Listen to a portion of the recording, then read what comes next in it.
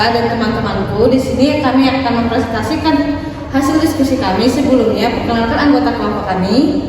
Nama aku Sarah.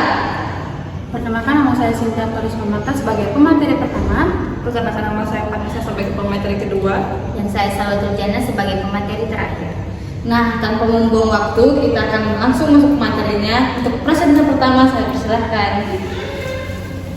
Baik, kita akan masuk mengenai pro dan kontra dengan metode wawancara tersebut. Adapun kelebihannya, yaitu yang pertama mendapatkan informasi yang mendalam.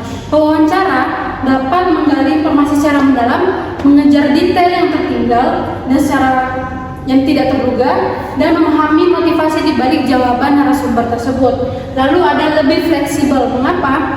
Pewawancara itu bisa menyesuaikan pertanyaan dari respon si narasumber tersebut. Jika jawaban kurang jelas, kita bisa langsung meminta klarifikasi.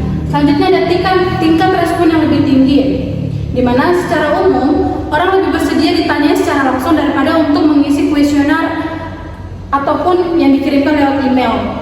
Selanjutnya ada melatih public speaking. Dengan ini kita bisa mengasah kemampuan komunikasi kita untuk berbicara di depan banyak orang ataupun di depan narasumber tersebut. Selanjutnya kita melatih kepercayaan diri. Dengan kita memulai membangun komunikasi, otomatis kita juga akan membangun kepercayaan diri kita untuk berani berbicara di depan banyak orang. Selanjutnya menambah relasi. Dengan kita mewawancarai narasumber tersebut, otomatis kita akan menambah relasi dan pengetahuan juga dari si narasumber tersebut. Selanjutnya akan disampaikan oleh pemateri yang kedua.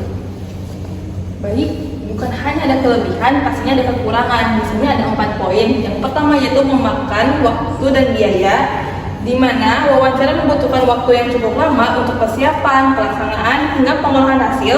Selain itu bisa memerlukan biaya seperti transportasi, konsumsi, atau alat pendukung. Poin kedua, ketergantungan pada kemampuan komunikasi, yang artinya hasil wawancara sangat bergantung pada kemampuan perwawancara dalam bertanya dan kemampuan narasumber dalam menjawab. Poin ketiga, hasil wawancara memiliki subjektivitas yang tinggi, di mana jawaban narasumber dipengaruhi oleh pendapat, perasaan, dan sudut pandang pribadi, sehingga hasilnya bisa berbeda antara satu narasumber dengan yang lain. Dan kekurangan terakhir, informasi yang diperoleh tidak sepenuhnya akurat, di mana ada kemungkinan narasumber memberikan jawaban yang kurang tepat, lupa, atau tidak jujur, sehingga informasi yang didapat tidak selalu mencerminkan kondisi sebenarnya. Materi selanjutnya akan dijelaskan oleh pemateri. Baik, selanjutnya yaitu ada solusi. Nah, di solusi ini terdiri dari 5 poin. Yang pertama adalah persiapan pertanyaan yang baik. Nah, sebelum bertemu narasumber, kita itu harus menyusun daftar pertanyaan yang terstruktur.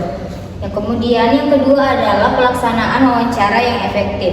Nah, pastikan itu kita fokus pada tujuan penelitian. Jangan memotong pembicaraan narasumber dan gunakan teknik probing atau bertanya lebih dalam jika ada jawaban yang menarik atau kurang jelas. Kemudian yang ketiga adalah gunakan pedoman wawancara. Pedoman wawancara ini berfungsi sebagai kompas agar pembicaraan tidak melantur kemana-mana. Kemudian yang keempat adalah atur waktu secara efisien. Hargai waktu narasumber, datanglah tepat waktu dan perkirakan durasi wawancara agar tidak terlalu singkat atau terlalu lama. Kemudian yang terakhir adalah bangun suasana nyaman dan netral. Bangun suasana nyaman dan netral yaitu mulailah dengan obrolan ringan untuk mencairkan suasana. Sebagai peneliti, kita harus bersikap netral agar mereka merasa aman memberikan informasi yang jujur dan apa adanya. Sekian, saya kembalikan ke moderator. Oke, terima kasih untuk para presenter atas penjelasannya. Yang terakhir dari saya yaitu kesimpulan. Nah, untuk menyimpulkan presentasi pada hari ini yaitu memaksimalkan lebih wawancara, lebih fleksibel, dan pengembangan kemampuan public speaking. Anda perlu yang pertama itu menguasai teknik komunikasi 2 arah, adaptasi dan gaya bahasa dengan lawan bicara Anda. Sementara itu, tantangan kekurangan ini dapat kita atasi melalui persiapan matang seperti riset mendalam tentang perusahaan yang akan diwawancarai, simulasi mandiri, serta pelaksanaan disiplin. Dan yang pertama, harus menentukan tempat di mana kita akan melaksanakan wawancara dengan menghubungi customer service atau narasumber yang akan kita wawancarai secara langsung. Terus pelaksanaan secara disiplin dengan menentukan waktu dan tepat waktu. Terus yang terakhir yaitu keberhasilan wawancara sangat bergantung pada keseimbangan materi antara kesiapan narasumber dan penanya. Mungkin sekian dari kesimpulan yang bisa saya sampaikan. Sekian presentasi kami pada hari ini. Terima kasih. Bye.